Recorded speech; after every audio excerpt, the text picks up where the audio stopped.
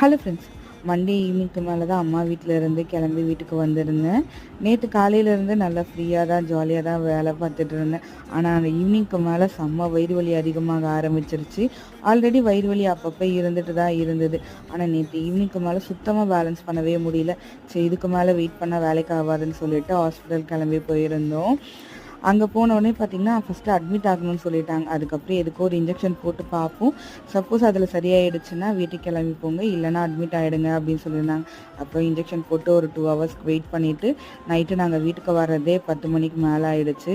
அப்புறம் காலையிலேருந்து அம்மா வீட்டில் ரெஸ்ட் எடுத்துகிட்டு ஈவினிங்க்கு மேலே தான் வீட்டுக்கும் வந்திருந்தேன். ஃப்ரிட்ஜில் வாங்கி வச்சுருந்த மஷ்ரூம் பன்னீர் எல்லாமே அப்படியே இருந்தது.